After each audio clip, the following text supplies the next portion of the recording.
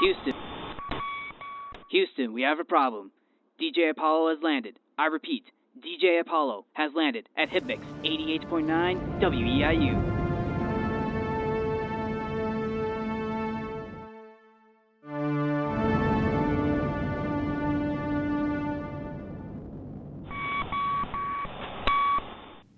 Welcome to the Tales of Music and Film podcast. My name is DJ Apollo, or aka Christian Taylor, and thank you for clicking on this episode. And man, I'm super excited about this one. This one's going to be very special because this one, we are talking about one of my favorite movies of all time. And I'm talking the favorite film of all time, Aliens. I am so excited to get into this film today, ladies and gentlemen, because I have talked about this film to death all throughout half my teen years all the way to now. Aliens is one of the best movies, best sci-fi, best sequel, best action movie. It's all those things. It's all the best. This movie has blown me away for so many years, and every time I watch it, it's like I'm watching it for the very first time. Aliens is one of the greatest movies ever made, and I will die on that hill. I'm so excited to talk about this today.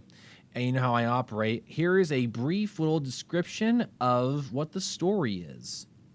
After floating in space for 57 years, Sigourney Weaver, who plays Ellen Ripley, her shuttle is found by Deep Space Salvage Team. Upon arriving at LV-426, the Marines find only one survivor, a 9-year-old little girl named Newt, played by Carrie Henn. But even these battle-hardened Marines, with all the latest weaponry, are no match for the hundreds of aliens that have invaded the colony. So that's a brief little description. And it is kind of vague, and I will go into more detail about it as we progress through the podcast. So before I go any further, I want to give a brief little summary of the main cast for this film. So of course, right off the bat, we have the legendary actress Sigourney Weaver, who is one of my favorite actresses of all time. I think the films that she has shined the most is Alien, Aliens, and the Ghostbuster films. She is a fantastic actress. And a fun little fact for you, I want to get into more of this later. Sigourney Weaver is one of the only actresses in sci-fi history to get an Oscar nomination for a science fiction film. Because as you can see, especially if you watch the Oscars now, they've always had this giant, unbiased, they had this thing against like science fiction films are not real cinema, they're not worthy of awards. And sci-fi, in my opinion, has produced some of the best films ever made. So they have this thing against science fiction films. But Sigourney Weaver made, in my opinion, cinema history because she got an Oscar nomination for this film. And her performance in this was next level. And I will get more into that later. And up next, we have Carrie Henn, who played the little girl Newt. And this was the only movie she did. She did no more movies after this. And for the reasons why, I don't know. Maybe show business isn't what she thought it was, so she decided not to do that, because that actually happened to the guy who played Charlie in the original Charlie and the Chocolate Factory, or Willy Wonka and the Chocolate Factory in the 70s. That was the only film that guy did. So I guess it happened a lot. Tried it out, didn't like it so much. They just went to go do something else, you know? There's nothing wrong with that at all. Show business isn't for everybody. Up next on the cast list, we have another actor that I'm a huge fan of, Michael Biehn. Now, this guy, I haven't seen him in too many of his films, but he is a fantastic actor. And his portrayal of Corporal Hicks in Aliens, he's one of the best parts about this film. I love his character, and I'll go into more detail about him here in a minute. And he also played Kyle Reese in the first two Terminator films. And he also played Johnny Ringo in the movie Tombstone, which in my opinion is one of the greatest westerns of all time. It's got Kurt Russell and Val Kilmer.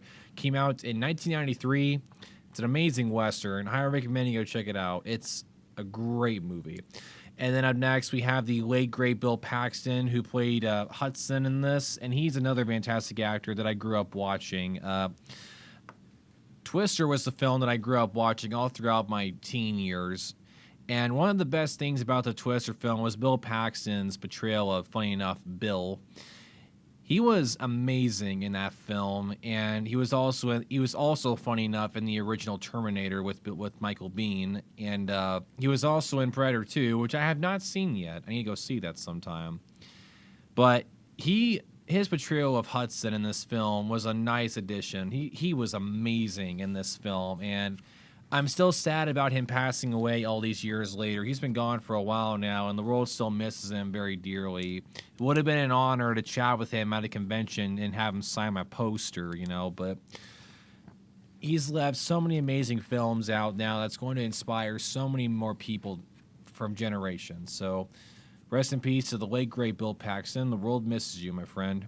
And the next actor we got is Lance Hendrickson, who played Bishop, and he was another amazing addition to this film, and he too was in the original Terminator. I just think it's so funny. You have 3 actors who are all in Terminator. I just think that's so funny.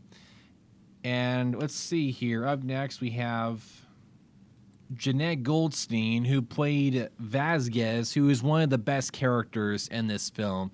She is a female lead done the right way. Vasquez, one of the best characters in the Marine Squad. She really shined in this. Jeanette, she's a great actress, and James Cameron loves having her in his films. She played the stepmom in Terminator 2, and she played a immigrant mom in the Titanic movie. And let's see here, we have Paul Reiser, who plays the character of Brooke, who is one of the biggest menaces ever put to screen. You are going to hate this character, just FYI. He's like a way worse threat, in my opinion, than the Xenomorph aliens. And I'll get into more detail about how stupid his character is a little later on. And lastly, on the cast list, we have Mark Rolston, who played the character of Private Drake. And he was also in the movie Shawshank Redemption as one of the inmates that bullies Andy. And that's really it for the main cast for the movie. That's really the main lineup of people who get the most screen time. The other Marines are just kind of like background characters that get killed off by the Xenomorphs. But these are like the main people that have a lot of dialogue. So that's the main lineup. And the next thing I want to talk about is my history with this film. The first time that I got introduced to this film was actually when I was a kid. I remember flipping through the channels once on the TV, and I went to the AMC channel, and the scene that I saw was near the end of the film where the survivors of the squad and Ellen Ripley and Nuge, they're all trapped in this room, and the aliens cut the power. And then they all start freaking out, getting their scanners out and everything. And then, Bill Paxton's character Hudson is just like, what do you mean they cut the power? How can they cut the power, man? They're animals. And everybody's freaking out, watching their corners. And the beeps are getting louder, which means the Xenomorphs are getting closer to them. And they're getting closer and closer. And the squad, everybody in the room's freaking out, right? Because earlier in the film, they sealed off every hallway, so there's no way for them to get to them. And then Ripley, they're all sitting there with their scanners trying to figure out where are they coming from. Then Ellen slightly looks up at the ceiling.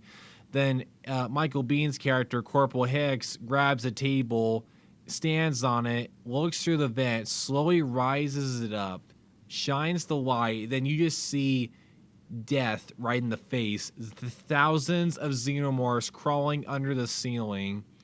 Dude, that single shot gives me chills every single time. You want to talk about suspense, right? It's just like the room is quiet, no sound. The beeps are getting louder, and our characters are in grave danger, right? And you're wondering, where's the threat? You can't see them. Where are they? You lift up the ceiling, and then boom, there they are. Dude, that shot could be studied in a film class because it has everything. It's got the best suspense. Like, that is Alfred Hitchcock level of just suspense done at its finest. It is crazy. And I remember seeing that scene on television. Little me was terrified, but I was also very intrigued. I wanted to learn more about this. Then I would go on to watch the original Alien first. And then I would go on to watch Aliens, and then it single-handedly became one of my favorite movies of all time. And I actually played this film for my 16th birthday at my hometown theater. My family rented out the theater, and we invited a bunch of friends and some family over, and we watched the movie in the theater. We had popcorn and everything. My then girlfriend, her name was Ashlyn, showed up, and then friends I had then came to watch the film with me. They're not my friends anymore, unfortunately, but no matter what happened, that whole party was a lot of fun. And getting to watch my favorite movie on the big screen was a dream come true. Everybody enjoyed it. It was a lot of fun. And another thing now this is the coolest thing. I actually met Mark Rolston and Jeanette Goldstein at a horror convention in Chicago back in August of 2021. It's called Flashback Weekend. It's a horror convention, and both of them were there. And I cannot tell you how surreal it was meeting them. It's like meeting actors from your favorite movie of all time. It's a very surreal experience. I remember walking in there. I wore my Ash Williams costume. They had all the merchandise in the middle, and around the area where it was taking place, where all the tables were all set up with all the actors sitting there with banners behind them showing you who they were and what they starred in. One of the first things I did when I got there is that I saw Jeanette's table and I saw her standing there. Dude, to say that I was nervous was an understatement. I'm like, I've been watching this woman in my TV for the past like 7 or 8 years. Now, there she is in person. It's like, what do you say? It's like, I literally felt like I was dreaming. I'm like, is this really happening? Like, I just couldn't believe it. So I was nervous. I walked up to the table and I talked to her for a little bit, and just like, dude, she is everything I was hoping for. She is such a beautiful human being. She's so nice and genuine.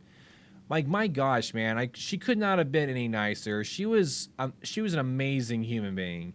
Getting to talk with her was amazing.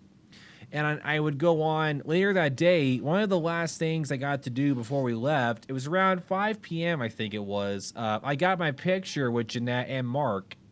I walked in there, and Mark, I got to say a couple of things to him, and he too is a marvelous guy, super nice guy. I walked in, he complimented my costume. I told him thank you, and there was this funny little thing. When I met Jeanette, I had my left hand wrapped up in a towel because, you know, in Evil Dead 2, Ash takes off his hand because it got possessed.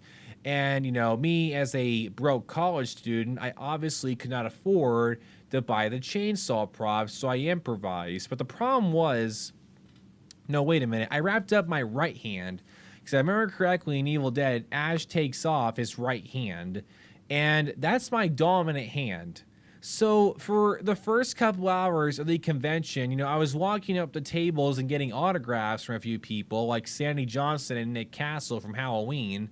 That was another amazing experience. But anyway, I'm staying there trying to pull my wallet out of my pocket with my non-dominant hand. It was very embarrassing.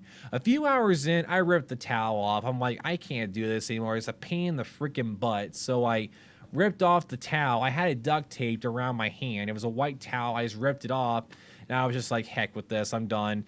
And I just used both hands. So when I talked with Jeanette, I had the towel on still. So when I came in for my picture, she's like, hey, you got your hand back. What happened?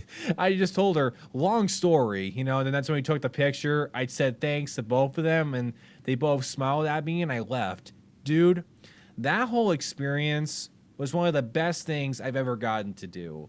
Getting to chat with them and everything, it's like, my only regret is that I wish I could have afforded to have them sign my Aliens poster. I have a theater-sized Aliens poster in my bedroom that my best friend Jonathan gave me for Christmas back about 5 years ago, 4 or 5 years ago.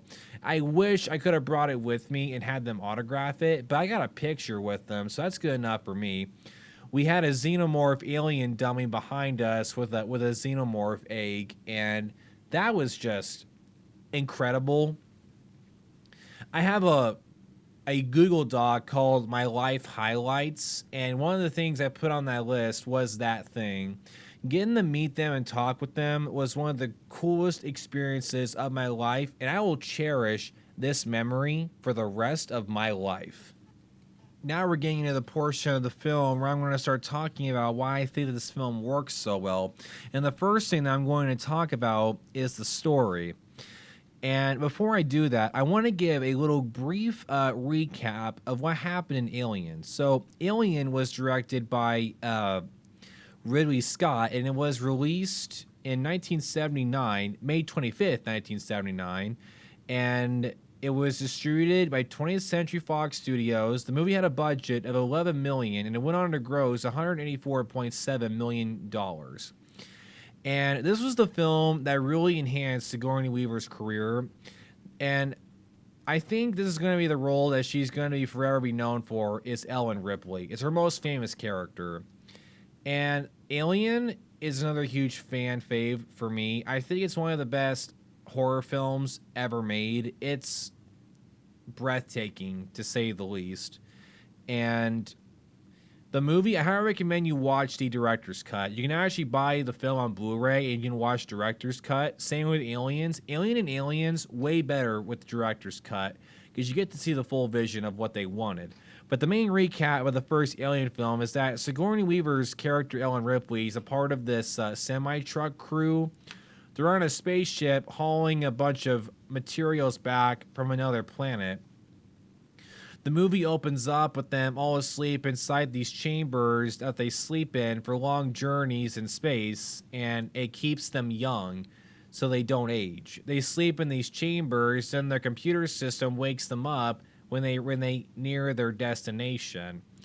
And the opening shots is the ship floating through space, and then they wake up from their chambers because their computer system woke them up because they received a message from their company that they work for called Weyland-Yutani, and they said that they have received a distress beacon on a planet called LV-426, and they want Ellen's team to go down there and investigate it. So they go down there, and they land on the planet, and it's this giant, empty, rocky planet with the wind always blowing at full force. And there's something about that planet that terrifies them. But some of the other crew members go out and follow the beacon, and they find a crashed alien ship, and they go inside it. They look around for a while, but then one of the crew members finds this underground basement area, goes down to investigate, and he finds this giant field of alien eggs. They're pretty big too. And he walks in the egg field looking around. He sees movement in one of them, and he looks down to look at the egg. The egg opens up, and of course, as a smart human being would do, he thinks, okay, I'm going to stick my face directly over the egg and look what's inside. Out of nowhere, this creature comes popping out of it and attaches itself to his face. And the crew drag him back to the ship, and they try to drag him into the ship, but Ellen Ripley's character, who's still inside the ship, tells them, no, I can't let you in. You'll break protocol. Like, we can't, if you drag him in here, there's a risk you're in danger the other crew members. Like, we have to follow the safety protocols. But then Dallas, the captain, and Ash break the rules, and they let him back on the ship. So now they're all in danger. But anyway, they drag him in, right? And they can't get the creature off his face because they literally cut a leg off of it, and it's a small little creature. It's about the size of your hand. It's people call it a face hugger. It latches onto your face, and they cut one of the fingers off of it, if you will, and then acid blood starts dripping from them. So they realize they can't do that. then a little later on in the film, Kane just wakes up. It's the character's name, by the way, played by John Hurt.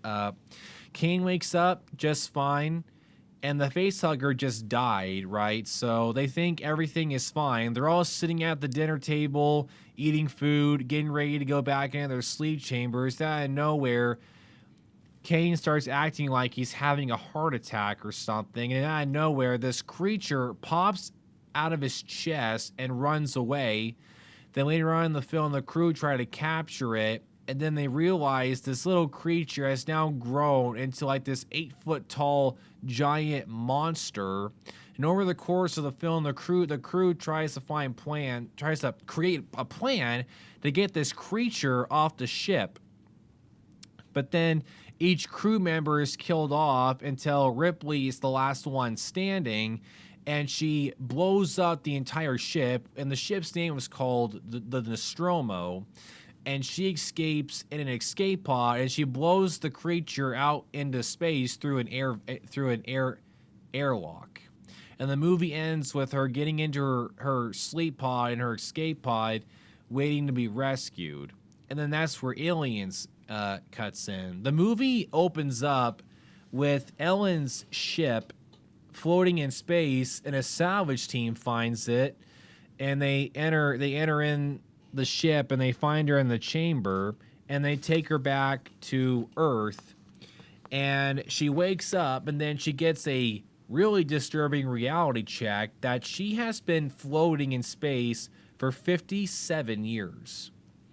And this is the reason why you should watch the director's cut. One of the additional scenes is that the character of Brooke, who is basically kind of like Ellen's attorney, because she has to answer to Weyland-Yutani now because they want to know why did she blow up the ship, which doesn't make much sense to me. It's like, how in the heck are you guys still angry about that ship going missing? Like, it's been gone for almost 6 decades. You know what I mean? Like, why would you be so mad about that? But anyway, they have this whole, meeting with Ripley, her explaining what happened to the other crew members and why the ship had to be blown up. And of course, they wouldn't believe her about the alien organism because, lo and behold, they revealed to her that Weyland-Yutani has colonized LV-426. There's a giant facility there with thousands of people living on it for years, and nobody has come into contact with the alien organism that Ripley's talking about. But I'll get more into that here in a minute. Before the meeting, Ellen asks Brooke if he was able to dig up any news about Ellen's daughter Amanda, and he says yes, we did find some information, and he reveals to Ripley that Amanda died of old age. She was 66 years old, and she passed away a couple of years before Ripley was found, and her daughter got married but had no kids. So Ripley is now all alone. All of her friends, her daughter, are all dead. She's all alone now. And this additional scene adds a lot to her character, and I'll explain why here in a minute. But getting back to the story, so like I was saying, after the meeting's over, she finds out that Weyland-Yutani has colonized the planet. And we get these shots of all the people living their lives on the in the compound. And we then see this family who is in this vehicle driving out to these coordinates because they're salvage hunters. The parents are driving with their 2 kids in the back seat. They have a son and daughter. The daughter is Carrie Henn's character, Newt, but Newt's is the girl's nickname. Newt's real name is Rebecca Jordan, but her nickname's Newt. But anyway, they go to the coordinates and they find the alien ship. The parents get out of the vehicle, they tell the kids to stay put. They go inside the ship, and I'm sure you can imagine what happened a little later on. The mom comes walking out of the ship, dragging the dad, and of course there is a face hugger attached to his face. So they brought him back, and I'm sure you can imagine what happened. The whole facility went dark, and then the people start realizing that Ripley may be right. So an entire military team is put together of Marines, and Ripley has been assigned to work with them as like a consultant or something, to tell them how these creatures operate, because she's the only one who knows. And they go to LB-426. The Marine crew is around 12 living people. And then you have Bishop, played by Lance Hendrickson, who is an anti-droid.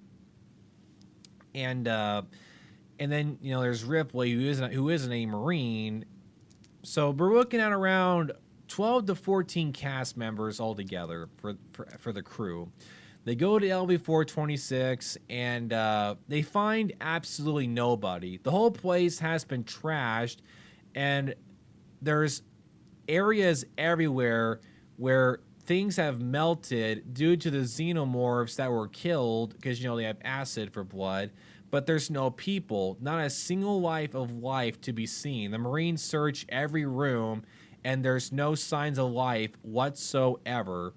So the rest of the crew enter the base. They find the facility to turn on the power back on, and during this, they find Newt. And Ripley follows her through the air ducts, and you find out that Newt survived because she was living in the air ducts in this giant area with all of her stuff. And she's been living down there for like weeks at this point, and she's the only survivor. She actually reveals to Ripley later on in the film that her parents and brother are dead, and she's the only one left. And then, little later on, Hudson, played by Bill Paxton, finds out where all the colonists are. You see, the colonists all had these trackers put in their wrists so they could keep track of everybody in the facility. So he used the computer to track where all they are. So they're all in the same location. And I like how none of the Marines thought it was kind of funny that all the people are in that one place. And it's underneath the cooling ducts where all the machinery is that powers the base. So the Marines are sent down there to investigate. Ripley, Newt, and some of the others are watching. All the Marines have cameras attached to them. So Ripley and the others are watching their feed through computer screens back at the base. And they enter the alien hive, if you will, and they find a survivor, but it's too late. A chest burster, that's what they're called, pops out of her, and then they have to kill her. And the minute they kill it, all hell breaks loose. They literally walked into the lion's den, and they woke the beast up. All the xenomorphs wake up, and then they just rip all the Marines to pieces. Like they're all wiped out really fast. All hell's breaking loose. They're trying to get out of the facility. Then Ripley drives the military vehicle through a wall and rescues the remaining Marines, and they drive out of there. And then they realize that they are now stuck on the planet, because a little later on, after this whole thing happened, they decide that this place is beyond saving. We have to nuke it from orbit and leave. So they call in the pilots to fly the ship back over, but unfortunately a xenomorph got on the ship, killed the pilots, the ship crashes, and now what's left of our crew, they're all stuck on LB-426, surrounded by thousands of xenomorphs. So the whole film is them just, dealing with all these different problems and surviving and trying to find a way out of the facility. And Bishop and the others come up with a plan to fly the secondary ship, like on autopilot, fly it down to the planet and get out of there. And later on in the film, the aliens figure out a way into the facility, which is what I was talking about earlier. But most of the film is our crew members staying inside the base, just coping with all the horrible things that they just went through. And one of the most important things in this film is the relationship between Ripley and Newt. Ripley looks after Newt throughout most of the film, And what I like about this film is how big of a mother figure Ripley is to Newt, because the minute she takes care of her, and everything, her mother instincts kick in, and it's like, dude, the one thing that I loved about Sigourney's performance in this is the fact on how she can just turn off that Marine side of her instantaneously and turn on the mom mode, and look after Newt. And they get closer and closer throughout the film until Ripley sees her as a daughter and she decides to take her in as her own. And literally the main poster for this film is Ripley carrying her. And anyway, Ripley also forms a very awesome connection with Corporal Hicks, played by Michael Biehn. That's another relationship in this film that was done very well, in my opinion. You can kind of see that these two like each other. They actually kind of flirt around with one another a couple of times, and I love the relationship that unfolds between them. It was very cool to see, and it would have been a very cool thing to look into more in Alien 3, but we all know how that went. And you all know how much I hated Alien 3. It was one of the first recordings I did for the podcast. I recommend you go check out that recording. The whole thing is just 40 minutes of me just destroying Alien 3. But let's get back to this. And so after that, the aliens find a way into the facility, and most of the other Marines are killed, and then the only characters that are left is Ripley, Newt, Bishop, and Hicks. They're the only ones left, and Bishop manages to fly the secondary ship back, but during the escape from the facility, Newt got captured by the aliens, and they drag her back to the alien hive, and then Hicks gets injured. He shoots an alien, and acid shoots all over the right side of his face. So now he's really injured, and he can't help Ripley anymore. Like, he's okay, it's just the right side of his face got burnt very bad. So then he stays behind the ship with Bishop to make sure that he doesn't leave. And then Ripley gears up, right? We see a montage of her, grabbing a pulse rifle, machine gun, grabs like 8 clips, attaches a flashlight and a flamethrower to it, and a grenade launcher. Like, dude, she is gearing up for Armageddon, I'll tell you what. And she's gearing up to go into the alien hive to get Newt back. And this one of my favorite scenes with her and Hicks was this scene right before she leaves the ship, and she's like, "I'll see you soon, Hicks." And he's like, "Dwayne, my name's Dwayne." Then Ripley looks at him for a minute, gives him this look, and she goes, "Ellen." Then he looks at her and goes, "Don't be gone long, Ellen." And she leaves. That whole scene was cut in the theater version. I'm like, how the heck can you cut that? That is one of the best scenes in the film. So she goes through the elevator down into the lower level where the hive is. And this next scene where she's riding down the elevator, I actually studied this scene for a project for my Acting 1 class, which I'm taking right now. We had to pick a scene and go into why we think it works so well. And I talked about the fact that during the elevator ride down, she loads up her gun, loads up the grenade launcher, and then we see that she's scared. But right before the elevator doors open, she has this look of like, I'm ready to kick some butt. And then she walks out of the elevator, turns on the flamethrower, and just walks right into the hive. Dude, just soldier mode. Just like that, turned on right then and there. Dude, it's so incredible. Sigourney Weaver, your performance in this is legendary. I don't know what else I could say about that, but it's so good. She goes in there, and she uses a tracker to find Newt, because later on in the film, Hicks gave Ripley a tracker so that he'll know where she is at all times. Then Ripley decides to give it to Newt, and she puts it on her wrist. And she tracks down Newt in the alien hive, rescues her, and she's fine. She wasn't hurt in any way, shape, or form. Ripley got to her before a facehugger could get her. And she mows down a couple of xenomorph, grabs Newt, and they run through the hive trying to find an exit. Then comes possibly one of the greatest scenes ever put to screen. They run into this giant room, then Ripley stops. She looks around and realizes she's right in the middle of a giant field of alien eggs. And this was actually foreshadowed because earlier in the film, Ripley and the others are working with Bishop trying to figure out more about how the aliens work. And Hudson says maybe they work like a beehive where there's a queen that runs the whole show.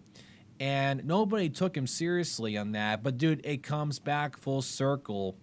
We see the Ripley turns around carrying Newt, and we see the queen, the one of the biggest creatures ever put to screen. She's sitting there asleep with a giant tube attached to her, laying eggs. Dude, there is no music at all. It's pure silence. Ripley looks around, turns around, her and Newt look up and see this giant creature just sitting there. Dude, it is terrifying. And it's just like there's no dialogue, no music, nothing. It's just, dude, it's so good. But and then Ripley decides to open fire on all the xenomorphs, mows them all down, blows up the entire hive.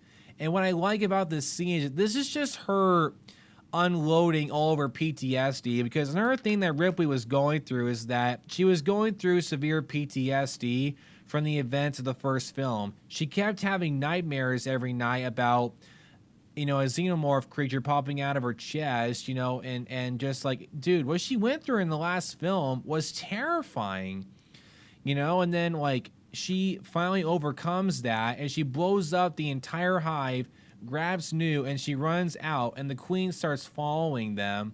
They manage to get an elevator just in time, and then they get in the ship and they take off, and then the whole facility blows up. Because another thing that they learn later on in the film, since the xenomorphs killed all the humans, there was nobody there to maintain the facility's engines that power it. And Ripley and the team realize that there's emergency venting happening, which means the machinery is about ready to self-destruct. And they have only a few hours to figure out a plan to get out of the base, so another Alfred Hitchcock thing, upping the stakes. So they get in the ship with just minutes left to spare. They fly out of there, and the whole facility blows up nuclear style. And they get back to the ship, the Sulaco, and you would think it's over, right? Nope. They're getting off the ship, right? And then Ripley is thanking Bishop for all the hard work he's done, because in the previous film, Weyland-Yutani sent an android named Ash to be part of the crew, but they disguised him to look like a human. And you find out in Alien that Ash had orders to bring back that alien organism to Weyland-Yutani by any means necessary. Crew expendable. So Ripley manages to kill Ash at the end of the film, and he reveals to them why they went to the planet, because Weyland-Yutani wanted the organism. And as you can see, Ripley had big trust issues with Bishop, because he too is an android. But he was the good guy this time. And then Ripley thanked him for all his work. And she was kind of telling him, like, listen, I'm sorry for how I treated you. Not all androids are bad. And then out of nowhere, the queen's sharp tail goes right through Bishop, rips him in half, and then jumps down from the ship. The queen climbed on top of the ship when it took off. Like, how coincidental is that? So then Ripley tells Newt to hide. She runs inside a hangar and closes the door shut.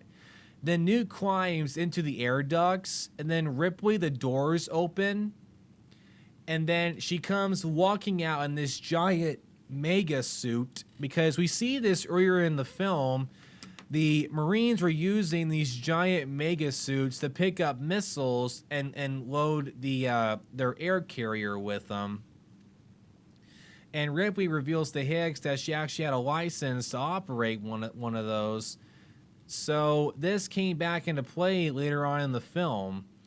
And this was actually something we learned in one of my classes recently for television, is that if something is introduced earlier in the film, it needs to play a key role later on.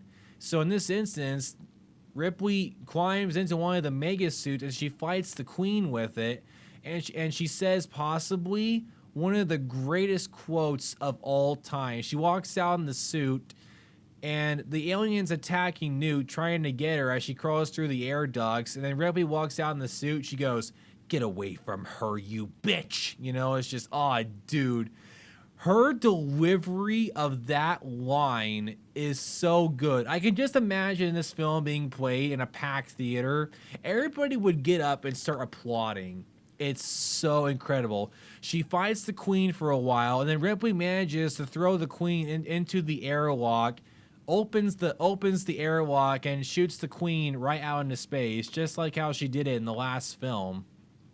And Bishop is still alive. He's just ripped in half. But the movie ends with Ripley, Hicks, Newt, and Bishop going to sleep in their chambers as the Sulaco heads back to Earth. And that's the end of the movie. And this is where the story ends, in my opinion. Aliens 3 and 4 did not happen. And I'm just waiting. I'm hoping at some point in my life they pick up the story and give Alien a proper send-off. Like, I think, dude, I talked about this before, but there were plans to make an Alien 5 that was going to erase Aliens 3 and 4, and it was going to pick up where Aliens left off. It was going to bring back, you know, Sigourney Weaver, Michael Biehn. They were going to bring back some actress to play an older version of Newt, and you can find all the concept art for it on the internet, and it looks incredible. It was supposed to come out all the way back in like 2015, but it never got the green lit, and it was basically dropped. And I'm gonna be forever heartbroken that we're never gonna get a chance to see that. But as far as I'm concerned, the story ends with Aliens. This movie is one of the greatest sequels of all time, and I will say it for the rest of my life. Now, I'm going to get into one last story thing. So I know that I mentioned earlier. So we all remember the character of Burke. So Burke works for Weyland-Yutani, and this time they ordered him to bring back alien eggs by any means necessary. And you find out he was the one who sent Newt's parents the coordinates to check out that ship, and he didn't tell them about, you know, how dangerous it was. So Ripley confronts him about this because it's his fault all the colonists are dead. This whole outbreak happened because of him and his arrogance. And then later on in the film, Ripley and Newt take a nap inside this room, and then Burke comes up with the idea of, he throws a couple of facehuggers inside the room and closes it and leaves, and he takes Ripley's gun. He was going to have those creatures impregnate, you know, Newt and Ripley, and have them not know. And then when they were going to leave the planet, he was going to wait until everybody got in their sleep chambers, and he was going to jettison all of them one by one until he was the only one left, and he was going to freeze Ripley and Newt's bodies so that the xenomorph eggs wouldn't be picked up through scanners, and then he could come up with any story that he wanted to. And luckily his plan fails miserably, and then he gets killed by xenomorphs towards the end of the film when they're escaping the facility. And like, dude, he was an absolute menace. It's just like, he's kind of likable at first, and I think it's so funny, like, the actor, so Paul took his mom with him to go see the film in theaters, and he said his mom was so happy that his character was killed because just how big of a menace and a villain that he was. You know, dude, this guy was horrible.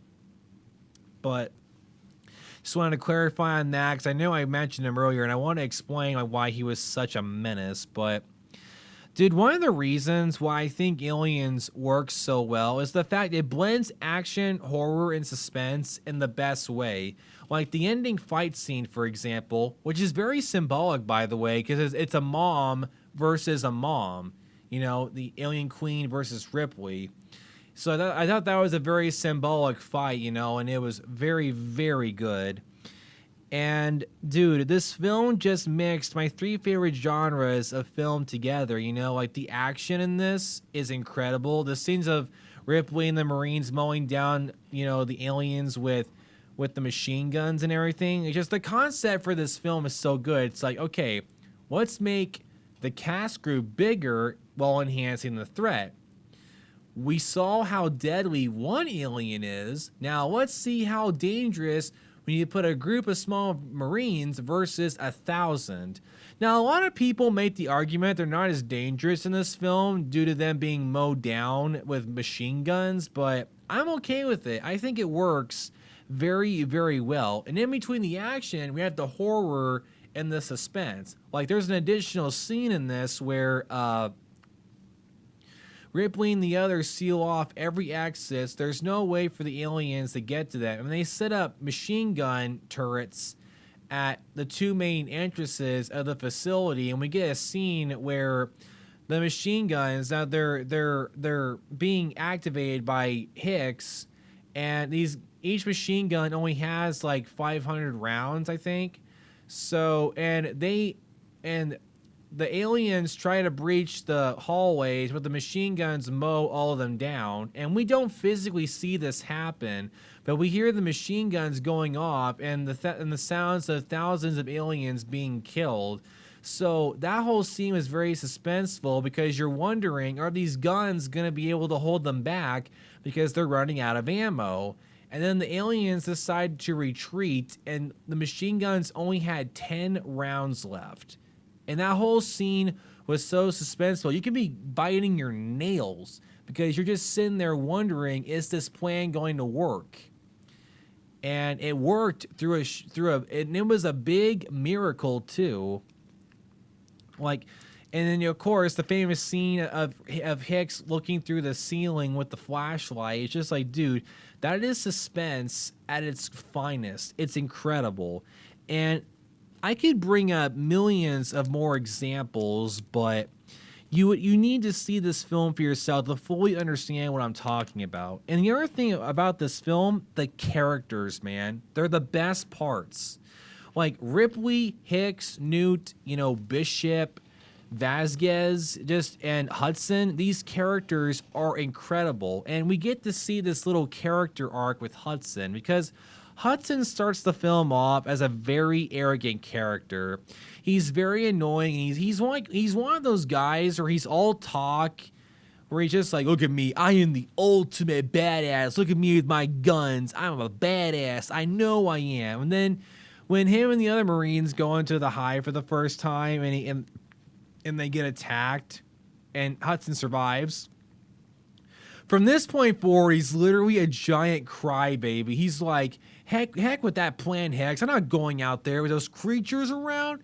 You can count me out. He's just sitting there whining. It's just like after the ship crashes, when they're stranded on the planet, he's like, game over, man. Game over. What are we going to do? He's sitting there snobbing like a little baby, you know. But then as the film goes on, he actually progresses and becomes a better character. Like, he actually does become a badass. Like, later on in the film, when the aliens breach the room, he's just mowing them all down. He's like, come on, you bastards. You want some more of this? Just mowing all of them down. Oh, you want some too? Just mowing them down. Like, he's actually now what he said he was.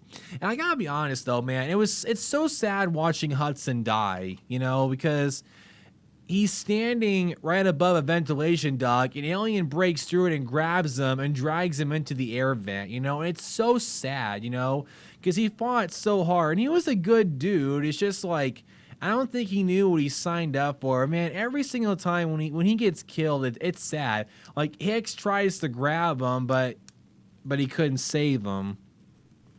But it was a nice little character arc of watching him grow from being a crying baby to being an actual soldier. You know, I really enjoyed that. And the other characters like Vasquez, like, dude, I gotta say it again. The way they wrote her, like, she is a fantastic female lead. She destroys, in my opinion, all the modern day female leads that we have now. The way they wrote her of being like, she kind of gives me like a supportive big sister vibe to the other Marines. Like, she was a great addition to the scene. And Jeanette, she was amazing in this. She was the perfect person to play Vasquez. Can't imagine her being played by anybody else but her. And the other thing that I liked about this film was the creatures. Like, the xenomorph designs in this were very good. And in the original Alien, when it was just one xenomorph, it was a very tall African-American actor in a suit. And in this film, I don't think they did any shots with tall guys in suits. I think it was all animatronic work and puppeteer stuff. Like, there's a scene where an alien jumps on top of the Marines' vehicle, and Ripley's driving as they're escaping the alien hive, and she stomps on the brakes, and the alien flies off, and then Ripley drives over it. And there's kind of a movie mistake in there. When the alien comes flying off the vehicle and gets up, if you pause the scene, you can see the metal beam that's attached to it that the crew is moving to make it look like it's alive. But I mean, you wouldn't really see it unless you paused it. But there was a lot of puppeteer work in this, and it works beautifully. The creatures, in my opinion, they're just as deadly as they were in the first film. But yeah, and dude, the Alien Queen, oh my gosh, the design for the Alien Queen was so amazing. The puppeteer work for that alone beats so many special effects that we see now. There is just something about doing it for real. I know for a fact if this movie was made today, it would have been all CGI, but they actually built the real thing. They built it. I think the actual creature puppet is in a museum somewhere. Like, dude, they actually built this thing. Like Ripley and Newt, the actress's reactions, that's the real thing. It's actually there in the flesh. When you do it for real, there's just something about it. It's just like CG ruins it. When it's actually there in the flesh, you get those real, genuine reactions. You just can't beat it. But man, the Alien Queen, the designs, just chef's kiss. It's just, to the prop and artist team, man, it just, and the costume team, you guys knocked it out of the ballpark. Amazing. And the effects in this film are top tier as well. And my favorite effects in this is the ship effects. Like when they get in the drop ship, and it drops from the Sulaco into LV-426's atmosphere. That whole sequence was so beautiful. I thought it was so funny because Hudson describes it, we're on an express elevator to hell, going down, and the shit just detaches from the ship and just falls straight down into the atmosphere. It's so cool. But yeah, the effects for that were amazing. The effects for the machine guns that the Marines use, the pulse rifles, dude, the pulse rifle is one of the most iconic science fiction guns ever created. They're so darn cool, and I love the effects, how you can see the digital numbers on the left-hand side showing you how many bullets are left in the clip. It's so cool, man. One of the coolest movie props of all time. Dude, I would love to own a pulse rifle prop. I would have that displayed in a glass case like a museum piece. And the other costumes that I liked in this film are the Marines' costumes. Like, they're so cool. They wear like these metal chest plates. I love the Marine outfits. Very, very cool. And lastly, the last thing I want to mention right quick is the overall story for this. This story it enhanced Ellen Ripley's character so much. She gets a second chance to be a mom. That's the whole thing about this film to me, is second chance, because the film opens up, she thinks that her life is over, right? All her friends and daughter, they're all gone. But she gets a second chance to have a family and friends again. Like, she has a potential love interest with Corporal Hicks, and now she has a new daughter, Newt, who she can raise now because she missed out on her daughter growing up. If you play the Alien Isolation video game, it came out in 2014, and in that game, you play as Amanda Ripley. It takes place about a decade after the events of the original Alien, and you find out in that game that Amanda was 11 years old during the events of the first Alien film. And in the deleted scene for Aliens, you find out that Ripley said one of the last things she said to Amanda is that I promised her that I would be home for her birthday, her 11th birthday. And in that game, you play as Amanda and you find out more about her. So you want to find out more about Amanda, I highly recommend you play the Alien Isolation game. You can play it on PlayStations 4 and 5 and Xbox One. Fantastic game, does an amazing job of recapturing the magic of the original Alien. But going back to what I was saying with the story is that Ripley gets a second chance to live a good life again, and she overcomes her PTSD, and she ends the film happy. She's smiling again. She's genuinely happy, and the movie has a happy ending, you know, and it worked out, you know, and Ripley gets a second chance to be a mom and have a good life again. And I love that message. Like, don't give up. No matter how hard things get in life, there's a good chance you'll get another opportunity to do something, you know? So don't give up, no matter how hard things get. And I love that message. It's so positive, and that can be taught to any generation ever. And just, dude, this story is so beautiful. It's one of the best screenplays I've ever seen, and this movie has stood the test of time so well. I need to rewatch Aliens again. It's been way too long.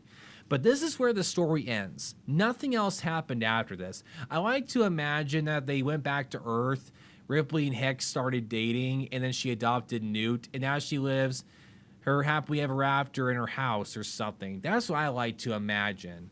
Alien 3 does not exist. That movie destroyed everything this film built, and I will never forgive it for that. But Aliens, one of the best sequels ever made, and I gotta mention, this movie was directed by the legendary filmmaker James Cameron, who directed both Terminator, who directed the first two Terminators, Titanic, the Avatar films. James Cameron knows how to do science fiction, man. He makes some of the best films I've ever seen in my life. Like Terminator 2 and Aliens are the best sequels ever put to screen, in my opinion. Same with like The Empire Strikes Back. Top 3, in my opinion, best sequels ever made. And James Cameron and the entire crew did an amazing job with this film. I wish I could meet all of them and just tell them thank you for making this sci-fi masterpiece.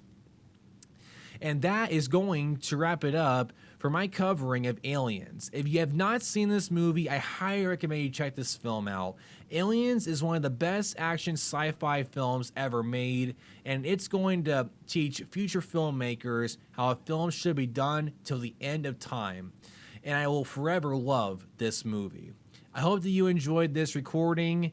And this is an amazing opportunity getting to talk about my favorite movie of all time. So until next time, my name is DJ Apollo, and you are listening to the Tales of Music and Film.